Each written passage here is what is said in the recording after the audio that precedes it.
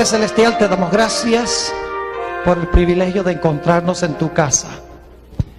Te damos gracias, Padre, por tu palabra, que es una guía segura en medio de un mundo de confusión y rebelión. Pedimos, Padre, que nos hables por medio de esa palabra. Te ruego, Señor, que toques nuestros corazones y cambies nuestras vidas, porque te lo imploramos en el precioso nombre de tu Hijo, Cristo Jesús. Amén.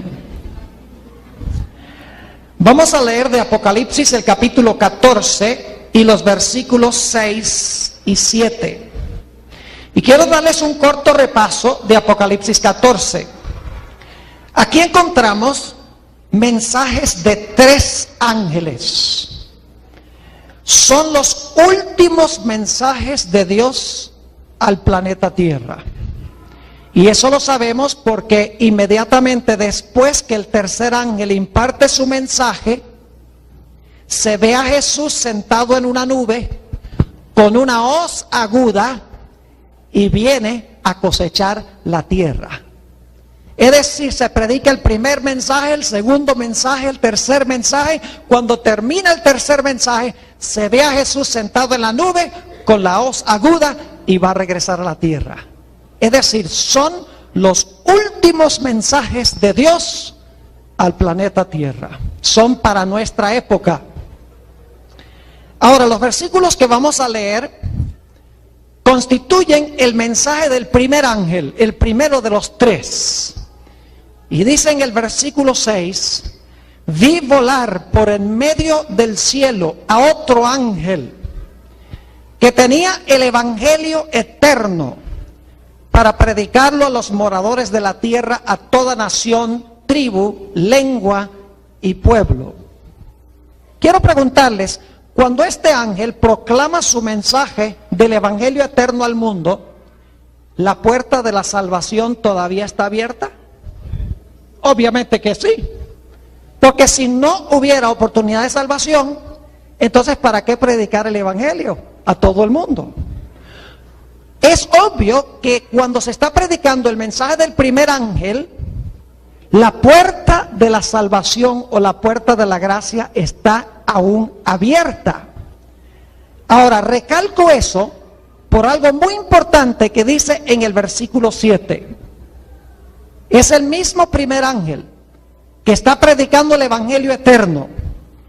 Y dice allí en el versículo 7, diciendo a gran voz: temed a Dios y dadle gloria, porque la hora de su juicio llegará.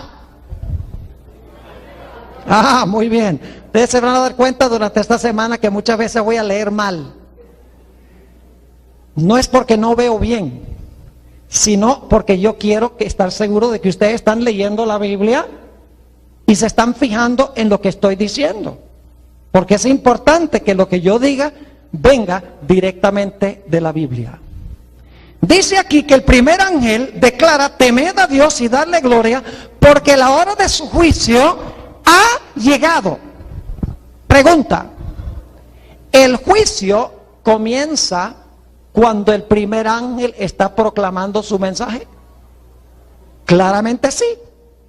Porque dice que está predicando el evangelio eterno y dice, mientras predica el evangelio eterno, la hora de su juicio ha llegado.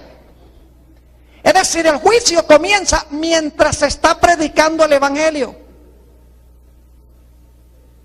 Muchos cristianos creen que el juicio es cuando Jesús venga. Pero claramente el mensaje del primer ángel nos dice que el juicio comienza mientras que el evangelio eterno se está predicando al mundo. Lo cual significa que el juicio comienza antes de que venga Jesús. Comienza antes de que se cierre la puerta de la salvación. Porque el juicio comienza mientras el evangelio se está predicando. Es decir, el juicio comienza antes de la segunda venida de Jesús. Antes de que se cierre la puerta de la salvación, mientras se está predicando el evangelio de Cristo. Es decir, estamos ahora viviendo en el tiempo del juicio mientras está predicando el evangelio. Ahora surge la pregunta, ¿a dónde se realiza ese juicio? ¿En qué lugar? Vamos a Daniel, el capítulo 7, y vamos a ver a dónde transpira o a dónde se realiza ese juicio. Ya sabemos que es antes que Jesús venga, mientras la puerta de la salvación está abierta, mientras se está predicando el evangelio, ya el juicio comenzó, pero ahora queremos saber a dónde se está haciendo ese juicio, en qué lugar. Noten Daniel, el capítulo 7 y el versículo 9 y el versículo 10. Estuve mirando hasta que fueron puestos tronos y se sentó un anciano de días. ¿Quién es el anciano de días? Dios el Padre, muy bien. ¿Dónde vive Dios el Padre? En el cielo, muy bien. Y se sentó un anciano de días, cuyo vestido era blanco como la nieve, y el pelo de su cabeza como lana limpia. Su trono llama de fuego, y las ruedas del mismo fuego ardiente. Un río de fuego procedía y salía de delante de él. Millares de millares le servían y millones de millones asistían delante de él. ¿Quiénes son esos millones de millones que asisten delante de él? Los ángeles. ¿A dónde viven los ángeles? En el cielo, muy bien. Y ahora noten la última parte del versículo. Dice, el juez se sentó y los libros se abrieron. ¿A dónde se realiza este juicio? En el cielo. ¿Cuándo? Antes que Jesús venga, mientras está predicando el evangelio. Ahora vamos a ver cuántos tenemos que comparecer ante ese tribunal. Noten 2 de Corintios, el capítulo 5 y el versículo 10. 2 de Corintios, el capítulo 5 y el versículo 10. ¿Cuántos tenemos que comparecer allá? Ante el tribunal de Cristo. ¿Todos? Vamos a ver lo que dice la Biblia. 2 de Corintios 5, 10. Porque es necesario que alguno de nosotros, muy bien, porque es necesario que todos nosotros comparezcamos ante el tribunal de Cristo, para que cada uno reciba según lo que haya hecho mientras estaba en el cuerpo, sea bueno o sea malo. ¿Cuántos tienen que comparecer ante el gran tribunal? Todos. Todos significa que no falta ¿qué? No falta nadie, no falta ninguno. Todos tienen que comparecer. Pero ahora tenemos un problema. Si el juicio es en el cielo, antes que Jesús venga, ¿cómo podemos nosotros comparecer allá si estamos viviendo en la tierra? ¿Me están entendiendo la pregunta?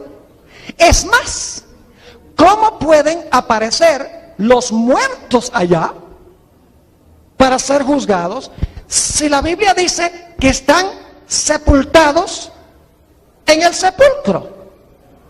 ¿Cómo es que si antes que Jesús venga se hace el juicio, mientras se está predicando el evangelio, todos tienen que comparecer ante el tribunal de Cristo en el cielo, pero nosotros estamos viviendo en la tierra y los muertos están sepultados debajo de la tierra? ¿Cómo podemos entonces comparecer allá? La respuesta es que nosotros comparecemos allá no en persona, sino que comparecemos allá a través de los registros de nuestra vida que están escritos allá. ¿Saben ustedes que Dios tiene una fotocopia de mi persona allá? Tiene una fotocopia de cada uno de nosotros, por dentro y por fuera. Cada acción, cada palabra, cada pensamiento, cada emoción, cada acción, Dios tiene allá en forma escrita en sus libros cada detalle de cada vida de cada persona. Y cuando se hace el juicio, cuando comparecemos ante el tribunal de Cristo, No nos aparecemos allá en persona, porque el juicio se hace en el cielo antes que Jesús venga, mientras que nosotros estamos ¿dónde? En la tierra. Así que lo que hace Dios es abrir nuestros registros y nos juzga en ausencia mientras mira el registro de nuestra vida. ¿Me están entendiendo lo que estoy diciendo? Es decir, nos juzga a través de nuestros registros. Así que, ¿qué hemos visto? Número uno, el juicio se realiza mientras se está predicando el evangelio en la tierra. En segundo lugar, el juicio se realiza en el cielo. En tercer lugar, todos tenemos que comparecer ante el tribunal de Cristo. En cuarto lugar, no aparecemos en persona, sino que aparecemos a través de nuestros registros, a través de lo que está escrito en los libros. Ahora, en quinto lugar, ¿a base de qué nos va a juzgar Dios? ¿Con qué va a comparar Dios nuestras vidas para ver si vamos a heredar la vida eterna o si vamos a sufrir la muerte? ¿Con qué compara Dios nuestra vida? Vamos a el libro de Santiago, el capítulo 2 y el versículo 12. Santiago, el capítulo 2 y el versículo 12. Aquí nos dice cuál es la norma del juicio. Es decir, ¿con qué se va a comparar nuestras vidas? Dice allí en Santiago el capítulo 2 y el versículo 12, así hablad y así haced, como los que habéis de ser ¿qué? Juzgados por la ley de la libertad. ¿Cuál va a ser la norma del juicio? Con que se van a comparar todas las obras y todas nuestras palabras y todos nuestros pensamientos y nuestras acciones. Se va a comparar lo que hicimos ¿con qué? Con la santa ley de Dios. La ley es la norma del juicio. Y sabemos que la ley es la norma del juicio aquí también en la tierra. Por ejemplo, si un individuo mata a otra persona, se le trae a colación el Código Penal, ¿sí o no? Se dice, la ley dice, no mates. Así que como tú mataste, la ley te ¿qué? La ley te condena. Es decir, nuestras acciones, nuestra vida se compara con la ley de Dios. Ahora yo pregunto, ¿cuántos de nosotros hemos pecado? Levanten la mano, los que han pecado. Mejor dicho, levanten la mano los que nunca han pecado. ¿Saben que si levantaran la mano, ese iba a ser el primer pecado? Porque son mentirosos. La Biblia nos dice en Romanos el capítulo 3 y el versículo 10, no hay justo ni aún uno. Y en el versículo 23 también de Romanos, el capítulo 3, dice, todos han pecado y están destituidos de la gloria de Dios. Es decir, cuando Dios nos trae la ley a colación, la ley inmediatamente nos condena, porque todos hemos desobedecido la ley. El Código Penal dice, tú eres culpable. El Código Penal de Dios dice, tú eres culpable, tú hiciste esto, aquello, lo otro.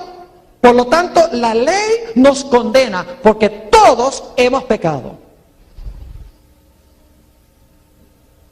Ahora yo pregunto, ¿cuál es la sentencia que se dicta contra aquellos que pecan? Romanos 6 y el versículo 23, el apóstol San Pablo dice, mas la paga del pecado es muerte. Es decir, el Código Penal dice, la ley de Dios dice, si pecas, mueres. ¿Y cuántos hemos pecado? Todos.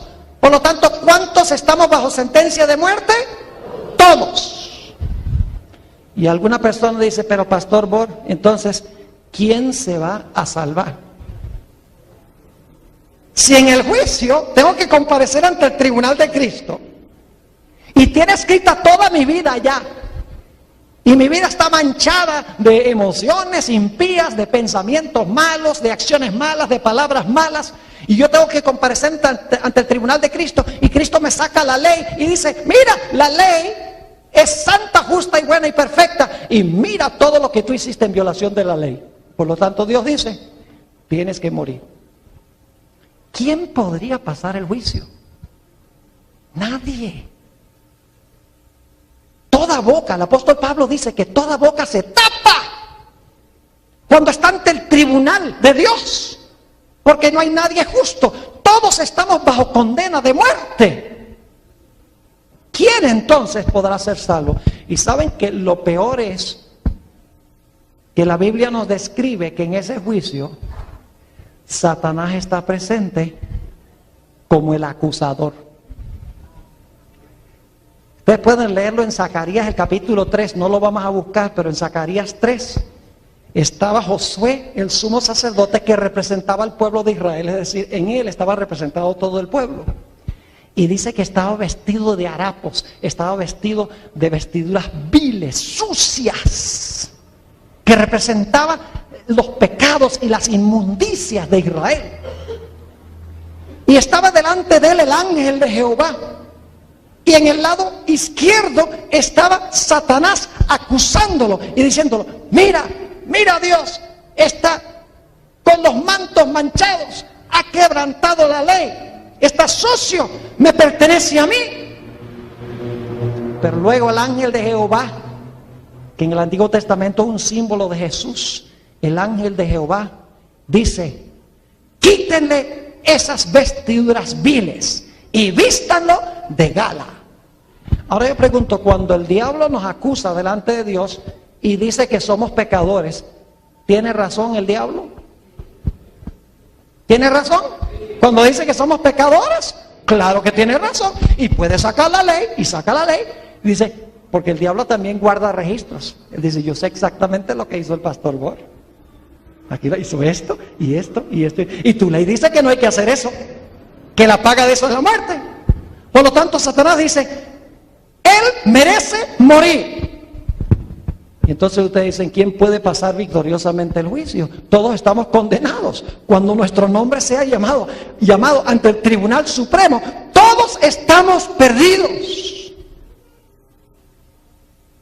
Ahora quise pintar un cuadro lóbrego para comenzar. Pero ahora quiero darle las buenas noticias de lo que sucede en el juicio cuando Dios me llama. Vayan conmigo a 1 de Pedro, el capítulo 1 y el versículo 18. 1 de San Pedro, el capítulo 1 y el versículo 18.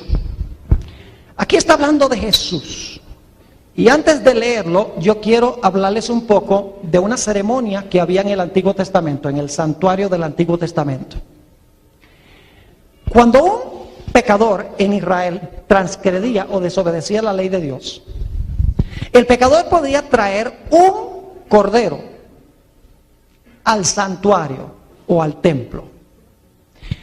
Ese cordero debía ser perfecto, sin defecto. Debe ser absolutamente perfecto. Y cuando el sumo sacerdote o el sacerdote se cercioraba de que en el cordero no había defecto, entonces ese cordero era sacrificado, es decir, ese cordero moría. Y muchas veces el sacerdote colocaba la mano sobre la cabeza, a veces era el pecador también, colocaban la mano sobre la cabeza del animal y confesaban el pecado sobre la cabeza del animal. Y entonces el animal, el cordero, era muerto. Es decir, se degollaba, le cortaban el cuello y le chorreaba la sangre y quedaba inerte ese animal. Ahora quiero que noten dos cosas importantes en cuanto al cordero. En primer lugar, el cordero tenía que ser sin mancha. Eso representa la vida perfecta de Jesús. Porque ¿qué exige la ley de Dios? La ley de Dios dice, obedece y vive. Todos nosotros hemos pecado, no hemos obedecido y por lo tanto merecemos morir. Era necesario que Jesús viniera y viviera una vida perfecta que Él me pudiera regalar a mí. Ahora en un momento le voy a explicar un poquito más este asunto. El Cordero perfecto representaba la vida perfecta de Jesús. Y después que se cercioraba de que el Cordero era perfecto, entonces el Cordero se sacrificaba, que representa la muerte de Jesús. Es decir, el Cordero representaba dos cosas: la vida perfecta de Jesús y la muerte de Jesús. Ahora fíjense lo que dice 1 de Pedro, el capítulo 1 y el versículo 18. Sabiendo que fuisteis rescatados de vuestra vana manera de vivir, la cual recibisteis de vuestros padres, no con cosas corruptibles como oro o plata, es decir, no fuimos redimidos con oro o plata, sino con ¿qué? Con la sangre preciosa de Cristo, como de un cordero sin ¿qué? Sin mancha y sin contaminación. ¿Ven las dos características de Jesús? En primer lugar, era un cordero sin mancha y contaminación. Es decir, vivió una vida perfecta. La ley exige una vida perfecta. Jesús le ofreció su vida perfecta a la ley. Dijo, lo que tú exiges, yo te lo doy. Y sin embargo, Jesús cargó los pecados de la raza humana y sufrió la muerte aun cuando era un cordero perfecto. Es decir, Jesús vivió una vida perfecta y Jesús murió. Ahora, ¿qué significa esto? ¿Quién creó en este mundo a todos los seres humanos? ¿Saben que Jesús fue el creador de todos los seres humanos? A todos nosotros nos creó Jesús. Y algunos dicen, no, pero si yo nací de mi mamá. ¿Y su mamá de dónde nació? De la mamá de ella. ¿Y la mamá de ella de quién nació? De la mamá de ella. Si vamos hacia atrás, ¿a dónde llegamos finalmente? Llegamos a Adán y Eva, de donde vienen todos los seres humanos. Es decir, que cuando Jesús creó a Adán y Eva, en ellos nos hizo a todos. Y como Jesús creó a todos, Jesús podía ofrecer su vida en lugar de todos.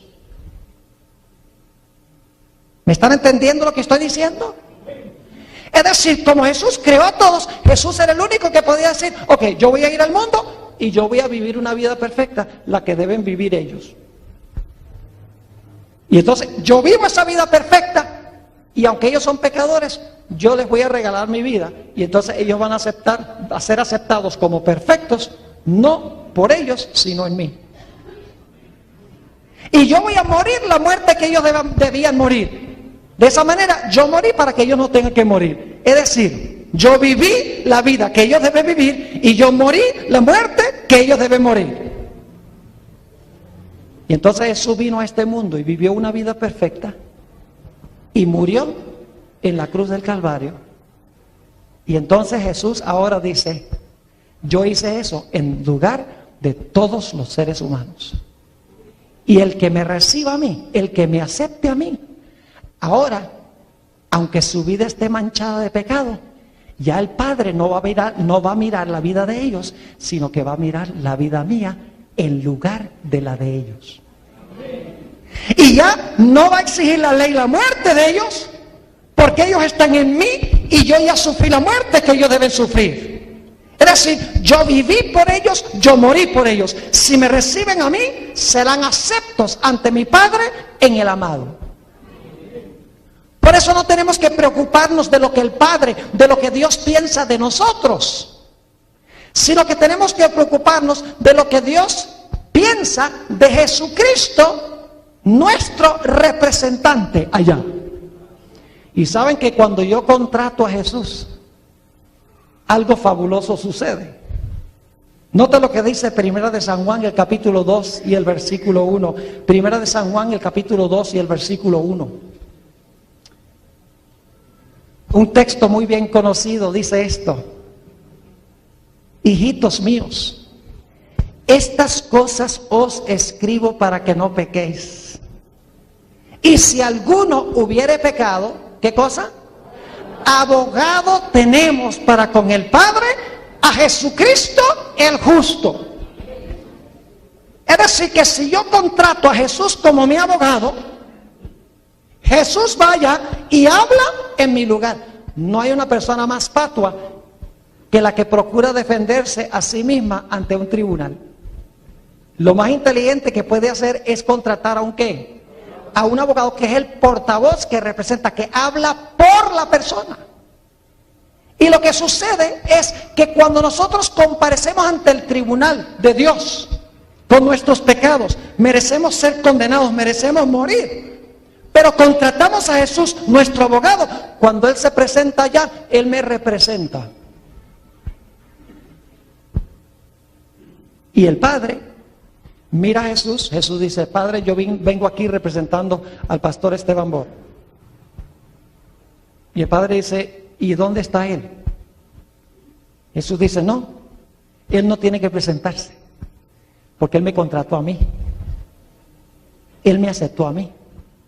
Así que, como yo lo estoy representando, como yo viví la vida que Él debe vivir, y yo morí la muerte que Él debe morir, entonces, Padre, acéptalo a Él en mí. Por eso es que la Biblia dice que somos aceptos en el amado. No tenemos que preocuparnos de lo que sucede en el juicio, siempre y cuando estamos en Jesús. Porque cuando Dios llame nuestro nombre, nuestra vida está manchada. Pero si estamos en Cristo, la vida perfecta de Jesús está en lugar de mi vida imperfecta. Y la muerte de Jesús cuenta como si fuera mi muerte. Y soy aceptado en el amado. Esas son las buenas nuevas del Evangelio. Puedo ir a la casa y me puedo dormir tranquilo, sabiendo que mis pecados han sido perdonados, sabiendo que tengo un abogado en el cielo que me representa, y no tengo que preocuparme más de lo que piensa el Padre de mí, sino que tengo que preocuparme de lo que el Padre piensa de Jesús. Y el Padre piensa muy bien de Jesús, porque Él vivió una vida perfecta y Él pagó la deuda del pecado. ¡Qué maravilloso! Pero ahora escuchen lo que les voy a decir. Cristo no va a representar a todo ser humano ante el Tribunal Supremo. Jesús solamente va a representar a aquellas personas que se han unido a Él y que lo han contratado como su abogado. Ustedes conocen ese texto, el más famoso de la Biblia. ¿Cuál es el texto más famoso de la Biblia? Porque de tal manera amó Dios al mundo que ha dado a su Hijo unigénito. El sacrificio de Jesús fue dado ¿para quién? Para todo el mundo. Es decir, entonces se va a salvar todo el mundo. No. Porque fíjense que el versículo dice: porque de tal manera amó Dios al mundo que ha dado a su Hijo unigénito. Pero ahora escuchen la segunda mitad del versículo, dice: para que todo aquel que en Él crea no se pierda, mas tenga vida eterna. ¿Sabe lo que significa todo aquel que en Él crea? Significa todo aquel que lo contrate como su abogado, que lo reciba a Él como Salvador, que lo contrate como su representante. Permítame ilustrar lo que quiero decir. Mi esposa y yo, en unos pocos días vamos a cumplir 34 años de casados. Bastante tiempo, ¿verdad? Algunos de ustedes no tienen ni 34 años de edad. Y cuando llega el aniversario, yo voy a un almacén y compro un regalo. Y le traigo el regalo a mi esposa. Yo pregunto: ¿cuánto cuesta el regalo? Inmediatamente piensan: depende.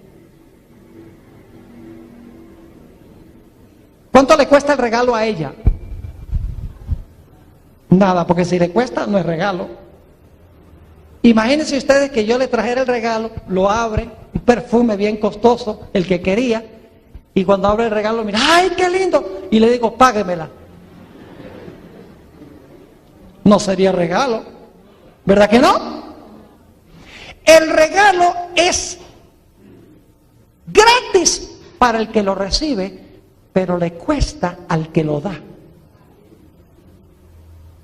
Cuando Jesús vivió la vida que yo debo vivir, vivió sin pecar, aunque fue tentado en todo, y murió la muerte que yo debo morir, Jesús pagó por mi salvación. Jesús compró el regalo, la salvación.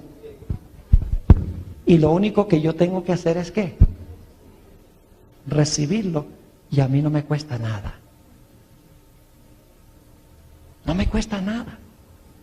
Ahora yo pregunto algo. Cuando alguien le regala algo a una persona, esa persona, para quien se compró el regalo, tiene la opción de recibir o rechazar el regalo. Puede la persona decir, ¿cómo me compraste eso tan barato? Eso no es lo que yo quería. Llévate tu regalo. No lo quiero. Pregunto, ¿hay la opción de rechazar el regalo? Claro que sí. Entonces, para esa persona, el gasto se hizo en vano. Así es con Jesús. Jesús, cuando murió en la cruz, pagó un precio infinito para salvarnos del pecado. Pagó nuestra deuda. Y nosotros, lo único que Dios espera es que nosotros digamos, sí, Señor Jesús, yo recibo el regalo, te contrato como mi abogado, te acepto para que yo sea acepto ante el Padre en el amado. Es decir, tengo que recibir el regalo, o si no, para mí, el pago que Él hizo fue un pago, ¿cómo? En vano. Es decir, Jesús pagó para que se puedan salvar todos los seres humanos. No hay ni uno que debe perderse, porque Jesús pagó por todos los pecados de todos los seres humanos. Compró la salvación para todos, sin excepción. Compró el regalo. Pero muchos se van a perder, porque rechazaron el regalo que Jesús compró. No lo van a recibir a Él. Y créanme, queridos amigos y hermanos, que si yo tengo que comparecer ante el tribunal de Cristo, yo solo, no hay forma que yo pueda pasar por el juicio. Porque voy a tener que responder por mis pecados. Si no recibí el pago que hizo Jesús, yo voy a tener que responder por mis pecados yo mismo. Y si no recibo a Jesús la muerte que Él sufrió, entonces yo voy a tener que sufrir la muerte. Es decir, que mi única esperanza en el juicio es que yo reciba a Jesús como mi Salvador personal, para que Él me represente, para que yo pueda ser aceptado en Él. Y entonces cuando Dios llame mi nombre, porque el juicio se hace en el cielo, se hace mientras se está predicando el Evangelio, como hemos visto, cada uno de nosotros tenemos que comparecer. La Biblia dice que hay un juicio de los vivos y hay un juicio de los muertos. Todos tenemos que comparecer a través de nuestros registros. Pero si hemos recibido a Jesús, al lado de todos esos pecados en los registros está escrito, perdonado por la sangre del Cordero. Y entonces Jesús se presenta ante su Padre y dice, Padre, me presento aquí en favor de esta persona. Sí, ha pecado mucho, pero me recibió. Así que acepta mi vida y acepta mi muerte en lugar de la vida y la muerte del pecador. Esas son las buenas nuevas del Evangelio. Es la única forma que puedo pasar el juicio, porque todos hemos pecado y estamos destituidos de la gloria de Dios. Ahora nos preguntamos, ¿cómo es que yo recibo a Jesús? ¿Cómo es que yo soy acepto en el amado? ¿En qué momento es que yo recibo el regalo que Jesús compró? Hay una ceremonia que menciona la Biblia que Dios estableció, que es el momento oficial cuando yo le digo a Jesús, yo recibo el regalo, gracias por el regalo. Esa ceremonia se menciona en el libro de Gálatas. Vayan conmigo al libro de Gálatas, el capítulo 3 y los versículos 26 y 27. Gálatas, el capítulo 3 y el versículo 26 y 27. Este es el momento oficial cuando recibimos el regalo, cuando abrimos el regalo. Cuando ya Dios nos incluye en Jesús. Piense lo que dice Gálatas, el capítulo 3 y el versículo 26 y 27. Dice allí: pues todos sois hijos de Dios. ¿De qué forma? Por la fe en Cristo Jesús. Y ahora escuchen esto. Porque todos los que habéis sido, ¿qué? Bautizados, y ahora escuchen, bautizados en Cristo, de Cristo estáis vestidos. Es decir, cuando yo aparezco ante el tribunal, el Padre me mira y dice: ah, estás vestido de Cristo. No hay condenación para los que están en Cristo Jesús, dice el apóstol San Pablo. Tenemos paz con Dios por medio de nuestro Señor Jesucristo. Es decir, estoy cubierto con el manto de su justicia, estoy vestido de Jesús. ¿En el momento de qué?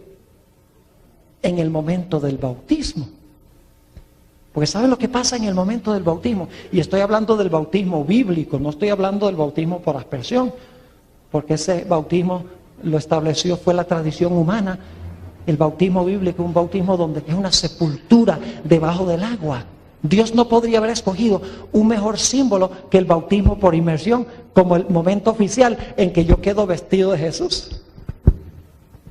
Porque la Biblia dice que cuando yo soy bautizado, dice que yo muero con Cristo. Es decir, en el momento del bautismo, Dios me mira a mí como si yo hubiera muerto en esa cruz. Me incluye en Jesús, en la muerte que murió Jesús, y el Padre dice: tú moriste allá con Él. Pero luego dice que también resucito en Él a novedad de vida. Es decir, vivo en Él.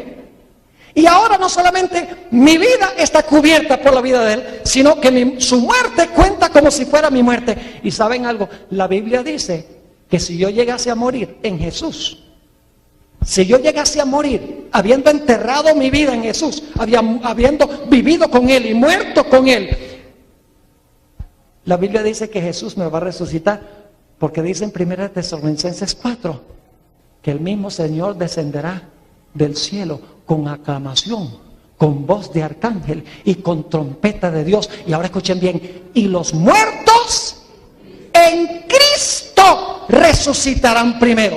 Noten que aquí dice en Gálatas 3, leímos en el versículo 26, dice: pues todos sois hijos de Dios por la fe en Cristo Jesús, porque todos los que habéis sido bautizados en Cristo. ¿Cuándo es que llegamos a estar en Cristo?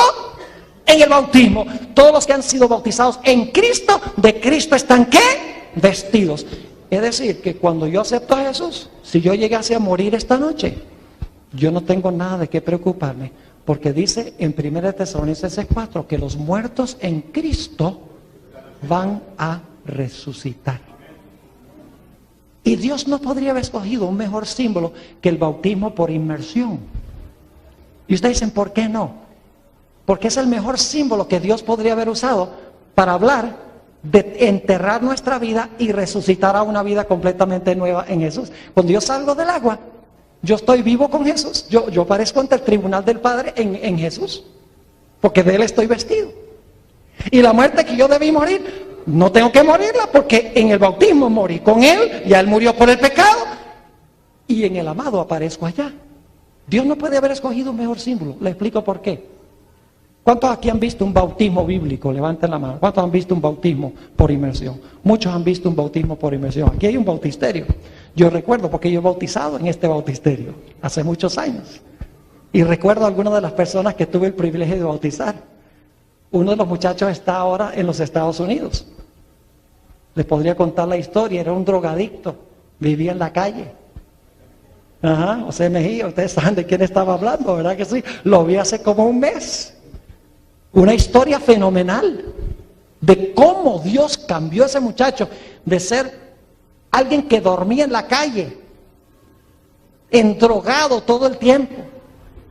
Y sin embargo, vino a unas conferencias que este servidor tuvo el privilegio de dictar y tuve el privilegio de bautizarlo. Y ahora es un ministro. Increíble lo que es la gracia de Dios. Tiene poder para transformar y cambiar a la gente. ¿Y saben lo que sucede en el momento del bautismo? El pastor está parado y tiene al candidato al frente. Dice, en el nombre del Padre, del Hijo y del Espíritu Santo. Y entonces el pastor sumerge a la persona debajo del agua. Ahora escuchen bien. ¿Qué hace la persona mientras está debajo del agua? Deja de respirar. ¿Qué hace usted cuando lo entierran si se llegase a morir? Deja de respirar. ¿Y qué pasa cuando la persona sale del agua? ¿Qué es lo primero que hace cuando sale del agua? Respira nueva vida. Como Jesús murió y resucitó a novedad de vida. Cuando yo soy sepultado debajo del agua y dejo de respirar por un instante, simbólicamente estoy siendo sepultado con Jesús. Y salgo del agua, respiro de nuevo, estoy viviendo con Jesús. Y ahora Jesús comparece ante su Padre y dice, Padre, tengo un hermano y tengo una hermana. ¡Oh, qué glorioso! Y ahora son miembros de nuestra familia. ¡Qué ceremonia tan gloriosa! Esta ceremonia del bautismo para unirnos con Jesús. Quiero contarles una historia para concluir nuestro tema esta noche. Había un hombre que se llamaba Saulo de Tarso. Era malo, malvado. 3 veces él relata su historia en el libro Hechos de los Apóstoles. Si ustedes leen esos 3 relatos que él da de su vida, dice que él perseguía a la iglesia de Cristo a donde quiera que la encontraba. Dice que agarraba a la gente y los echaba en la cárcel. Y cuando la gente mataba a los seguidores de Jesús, dice que él consentía, daba su voto de que fuesen muertos. Era un hombre asesino con un registro bien manchado. Él fue el cabecilla en el martirio del primer mártir cristiano, Esteban. En Hechos 7 dice que él estaba allí animando a la gente que le tirara las piedras a San Esteban. Y dice que la gente trajo la ropa y la colocó a los pies de Saulo. Es decir, él participó directamente en el asesinato de Esteban. Este gran hombre de Dios. Dicho sea de paso, Esteban se va a salvar. Porque la Biblia dice que miró al cielo, vio al Hijo de Dios y dijo, no les tengas en cuenta este pecado. Y luego dice, Señor, recibe mi espíritu. Y luego dice, se durmió. Y Saulo de Tarso, este hombre salvaje, emprendió un viaje a la ciudad de Damasco. Yo he tenido el privilegio de estar en Damasco en el año 2001, unos pocos meses antes de que los aviones se estrellaran con las Torres Gemelas en Nueva York. Un lugar muy interesante, Damasco, muy árido, muy seco. Y de verdad las calles son estrechas, como describe en el libro de Hechos. Y Saulo de Tarso iba en camino a Damasco porque había escuchado que había bastantes creyentes cristianos. Quería tomarlos y echarlos en la cárcel y probablemente matarlos. Y cuando estaba en las afueras de Damasco, dice que un rayo radiante del cielo lo tumbó. Cayó al suelo, dice la Biblia. Y escuchó una voz que le decía, Saulo, Saulo, ¿por qué me persigues? Y Saulo, ahora enceguecido, dice, ¿quién eres? Yo no te estoy persiguiendo, no estoy persiguiendo a nadie en el cielo. ¿Quién eres tú? Y la voz le dijo, yo soy Jesús de Nazaret, a quien tú persigues. Y luego, la voz lo mandó a que fuera a la ciudad de Damasco, a la casa de un hombre llamado Ananías. Porque Saulo debía encontrarse con Ananías, porque Ananías tenía que hacer algo especial con Saulo de Tarso. Saulo de Tarso tenía una vida manchada de pecado y era necesario que toda esa vida fuese sepultada en Jesús. que su registro quedase limpio, que si él hubiera muerto en ese instante y hubiera comparecido ante el tribunal de Cristo, todos esos pecados que cometió hubieran quedado cancelados por haber recibido a Jesús. Note lo que dice en Hechos el capítulo 22 y el versículo 16. Hechos el capítulo 22 y el versículo 16. Ananías, hablando con Saulo, dijo esto: ahora pues, ¿por qué te detienes? Levántate y ¿qué? Y bautízate y ¿qué más? Y lava tus pecados invocando su nombre. ¿Qué iba a hacer cuando se bautizara? ¿Iba a qué? A lavar sus pecados. Tenía muchos pecados que lavar, muchísimos pecados que lavar, pero se le dijo: levántate, ve. ¿Por qué te detienes? Responde, ve, bautízate, lava tus pecados. Y el Saulo de Tarso llegó a ser el gran apóstol San Pablo. ¿Saben que yo me he puesto a pensar cómo sería de tremendo en el reino cuando se encuentre Saulo con Esteban? Porque Pablo también se va a salvar. ¿Sabía usted que el apóstol Pablo se va a salvar? Sí. Dice en 2 Timoteo 4, dice: he peleado la buena batalla, he guardado la fe, y yo sé que Dios me tiene reservado una corona. Y no solamente de justicia, no solamente para mí, sino para todos los que aman su venida. Es decir, Saulo y Esteban, Pablo y Esteban se van a salvar. Imagínense ustedes ese encuentro. Me gusta a veces dramatizar. Viene San Pablo, Saulo caminando en una dirección y del otro lado viene Esteban. Recuerden que lo último que vio Esteban era Saulo diciendo: tírenle las piedras, tírenle las piedras. Es decir, Esteban no sabía que Saulo se salvó. Ante la vista de él, Saulo era hombre perdido. Y ahora me imagino a Esteban mirando. Si no, debe ser que se parece. No puede ser. Tiene que ser que se parece, nada más. Y se acerca más. Y se le abren los ojos bien grandes. Y dice: ¿Saulo? No puede ser. ¿Saulo de Tarso? Sí, Saulo de Tarso. Yo también recibí a Jesús y también me salvé. Y me imagino ese abrazo de Saulo de Tarso con Esteban. Ese abrazo en el reino. Ya no hay rencor, ya no hay ideas de venganza, ya no hay ira, sino que Esteban está alegre porque ve que Saulo de Tarso ha lavado sus pecados y ha sido aceptado en el amado.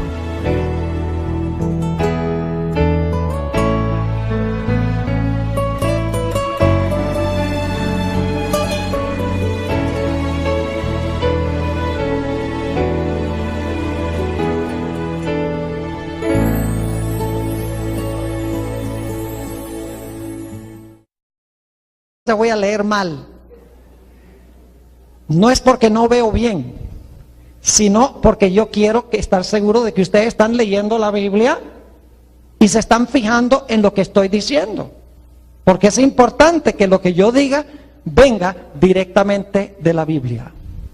Dice aquí que el primer ángel declara: temed a Dios y darle gloria, porque la hora de su juicio ha llegado. Pregunta: ¿el juicio comienza cuando el primer ángel está proclamando su mensaje? Claramente sí. Porque dice que está predicando el evangelio eterno y dice: mientras predica el evangelio eterno, la hora de su juicio ha llegado. Es decir, el juicio comienza mientras se está predicando el evangelio. Muchos cristianos creen que el juicio es cuando Jesús venga. Pero claramente el mensaje del primer ángel nos dice que el juicio comienza mientras que el evangelio eterno se está predicando al mundo. Lo cual significa que el juicio comienza antes de que venga Jesús. Comienza antes de que se cierre la puerta de la salvación. Porque el juicio comienza mientras el evangelio se está predicando. Es decir, el juicio comienza antes de la segunda venida de Jesús. Antes de que se cierre la puerta de la salvación, mientras se está predicando el evangelio de Cristo. Es decir, estamos ahora viviendo en el tiempo del juicio mientras se está predicando el evangelio. Ahora surge la pregunta: ¿a dónde se realiza ese juicio? ¿En qué lugar? El capítulo 5 y el versículo 10.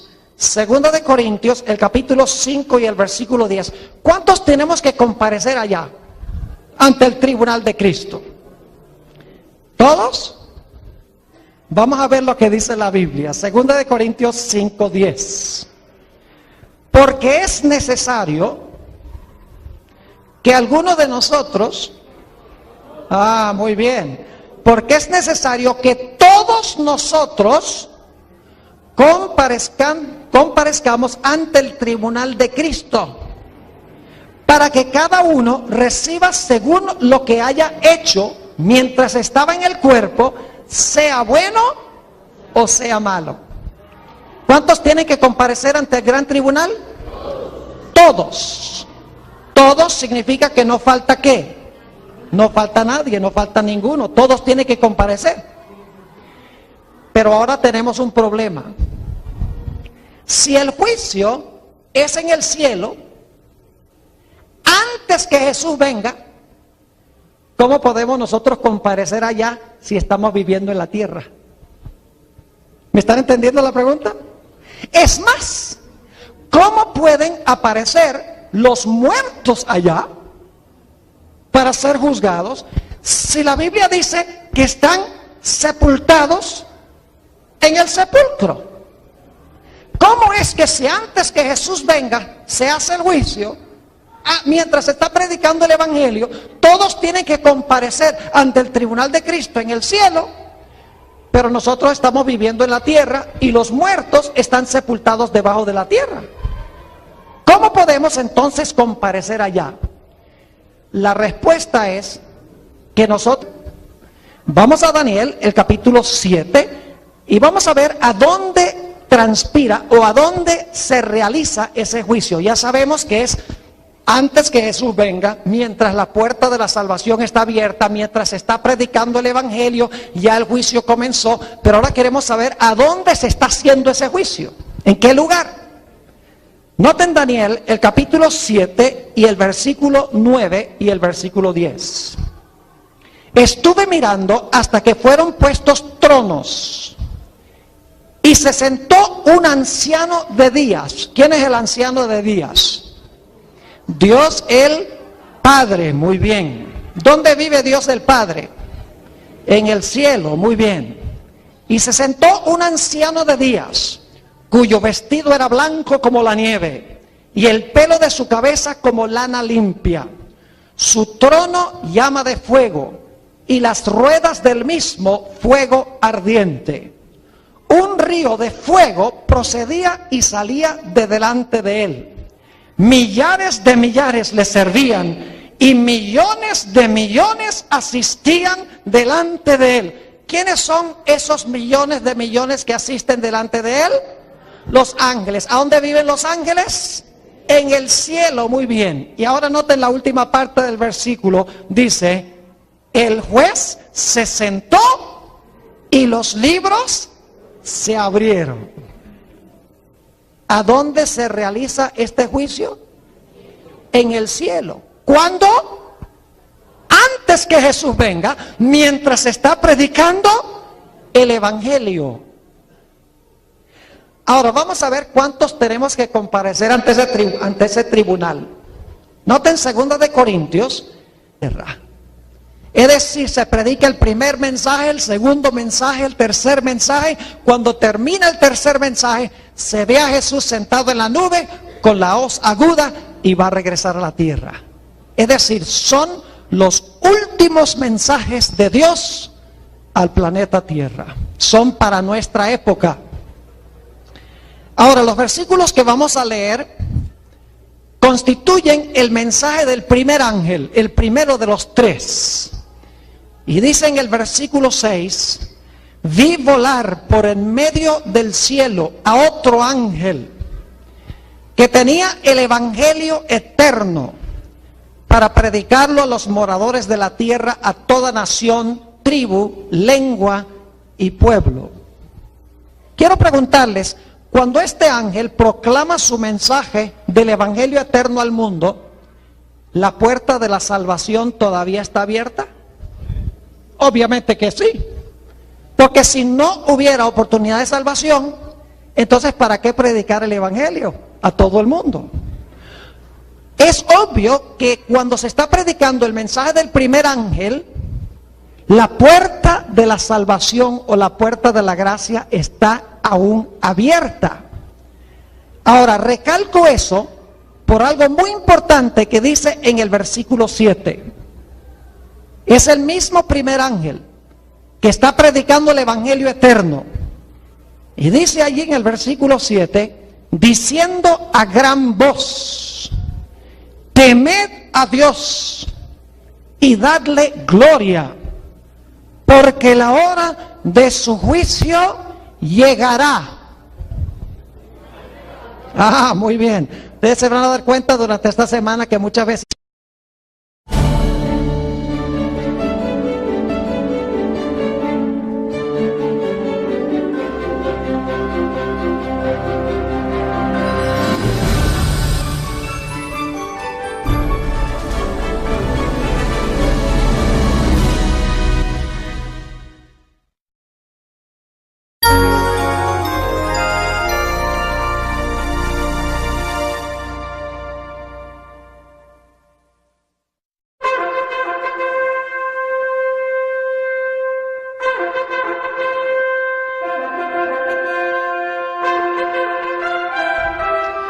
Padre Celestial, te damos gracias por el privilegio de encontrarnos en tu casa. Te damos gracias, Padre, por tu palabra, que es una guía segura en medio de un mundo de confusión y rebelión. Pedimos, Padre, que nos hables por medio de esa palabra. Te ruego, Señor, que toques nuestros corazones y cambies nuestras vidas, porque te lo imploramos en el precioso nombre de tu Hijo, Cristo Jesús. Amén. Vamos a leer de Apocalipsis el capítulo 14 y los versículos 6 y 7. Y quiero darles un corto repaso de Apocalipsis 14. Aquí encontramos mensajes de tres ángeles. Son los últimos mensajes de Dios al planeta Tierra. Y eso lo sabemos porque inmediatamente después que el tercer ángel imparte su mensaje, se ve a Jesús sentado en una nube con una hoz aguda y viene a cosechar la tierra.